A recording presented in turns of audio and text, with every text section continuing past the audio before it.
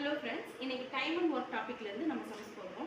So sums போடுறதுக்கு முன்னாடி இந்த டாப்பிக்கில் ஒரு 5 ட்ரிக்ஸ் நான் சொல்கிறேன். ஸோ இந்த 5 ட்ரிக்ஸ் நீங்கள் தெரிஞ்சுக்கிட்டீங்க அப்படின்னா எக்ஸாம் பாயிண்ட் ஆஃப் வியூவில் உங்களுக்கு ஆப்ஷன்ஸ் எலிமினேட் பண்ணுறதுக்கும் சம்ஸ் வந்து ஈஸியாக ஒர்க் அவுட் பண்ணுறதுக்கும் ரொம்ப யூஸ்ஃபுல்லாக இருக்கும். ஓகேங்களா? பாருங்கள், ட்ரிக்ஸ் நம்பர் 1. ஒரு ஒர்க்கை ஏ வந்து 10 டேஸில் முடிக்கும், பி வந்து 15 டேஸில் முடிக்கும் அப்படின்னா ஏ ப்ளஸ் பி ரெண்டும் சேர்ந்து அதே ஒர்க்கை எத்தனை நாளில் முடிக்கும் அப்படிங்கிறது கொஸ்டின் கேட்டுருக்காங்கன்னு வச்சுக்கோங்க. பாருங்க, ஏ வந்து ஒர்க் பண்ணிட்டு இருக்கு, அது வந்து 10 டேஸில் முடிச்சிடும் அந்த ஒர்க்கை. அதுக்கு பி வந்து ஹெல்ப் பண்ணுதுன்னு வச்சுக்கோங்க. பி வந்து ஹெல்ப் பண்ணும்போது ரெண்டு பேரும் சேர்ந்து எவ்வளோ நாளில் முடிப்பாங்கன்னு கேட்டிருக்காங்க. ஸோ பி வந்து ஏக்கு ஹெல்ப் பண்ணுச்சு அப்படின்னா ஏ இன்னும் வேகமாக முடிச்சிடும் இல்லையா, இன்னும் மோர் ஃபாஸ்டராக வந்து அந்த ஒர்க்கு முடிச்சிடும். அப்போ ஆன்சர் உங்களுக்கு எப்படி இருக்கும்? பி எத்தனை நாள்னு நீங்கள் பார்க்குறத விட, எப்படியோ பி வந்து எத்தனை நாள் பார்க்குறத விட ஒருத்தர் ஹெல்ப் பண்ணுறாங்க. ஹெல்ப் பண்ணும்போதே தனியாக ஒர்க் பண்ணும்போதே 10 டேஸில் முடிக்குது அப்படின்னா ஒருத்தவங்க ஹெல்ப் பண்ணும்போது அது 10 டேஸை விட சீக்கிரமாக முடிச்சிடும் இல்லையா? அப்போ ஆன்சர் வந்து உங்களுக்கு 10 டேஸை விட கம்மியாக இருக்கும்.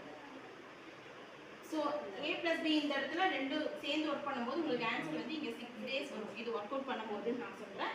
இப்போ இதை மட்டும் தெரிஞ்சுக்கணும். அப்போ சம்ஸ் ஒர்க் அவுட் பண்ணும்போது நம்ம இது சொல்கிறோம்.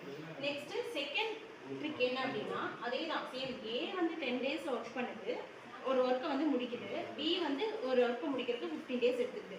அப்போ ஏ ப்ளஸ் பி ரெண்டு பேரும் சேர்ந்து ஒர்க் பண்ணும்போது எத்தனை நாளில் முடிப்பாங்க அப்படின்னு கொஸ்டின் கேட்டாங்க. அதே கொஸ்டினை இன்னும் மோர் ஃபாஸ்டராக அக்யூரேட்டாக எப்படி கொண்டு போகலாம் அப்படின்னா, அதாவது உங்களோட புரிதல் எப்படி இருக்கணும் அப்படின்னா, ஏ வந்து 10 டேஸில் முடிக்குது, அது ஒர்க் பண்ணிட்டு இருக்குது, முடிச்சிடும் ஒரு ஒர்க்கை. பி வந்து ஹெல்ப் பண்ணுது அப்படின்னா, இப்போ ஃபஸ்ட்டு நம்ம பார்த்தது வந்து பி எத்தனை நாள் ஒர்க் பண்ணுன்னு தெரியாமே, அது தேவையில்லாமே நம்ம வந்து 10 டேஸுக்கு கீழே தான் இருக்கும் அப்படிங்கிறத நம்மளோட புரிதலுக்கு கொண்டு வரணும். நெக்ஸ்ட் இந்த ட்ரிக்ஸில் வந்து பி வந்து 15 டேஸ் அப்படின்னு கொடுத்துருக்காங்க இல்லையா, அதையும் நம்ம பார்க்கணும்.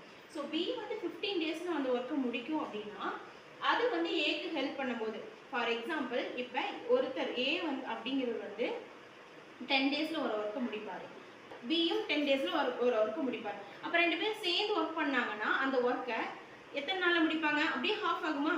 இவங்களும் 10 டேஸில் முடிப்பாங்க, இவங்களும் 10 டேஸில் முடிப்பாங்க. ஆனால் ரெண்டு பேரும் சேர்ந்து ஒர்க் பண்ணாங்கன்னா 5 டேஸில் முடிச்சிருவாங்க இல்லையா? இது உங்களுக்கு புரியுதா? நல்லா கவனிச்சுக்கோங்க, புரியுது தானே? ஸோ அப்போ பி வந்து 10 டேஸாக இருந்துச்சுன்னா ஆன்சர் வந்து 5ஆக இருக்கும். ஓகேவா?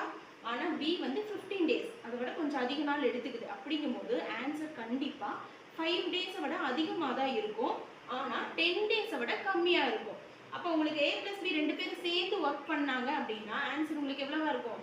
5 டேஸை விட அதிகமாக இருக்கும், ஆனால் 10 டேஸை விட கம்மியாக இருக்கும். இந்த இடத்துல நீங்கள் அப்ராக்சிமேட்டாக ஒரு 6, 7, 8, 9 கண்டிப்பாக இந்த 4ல் ஒரு நம்பர் தான் ஆன்சராக இருக்கும் இல்லையா?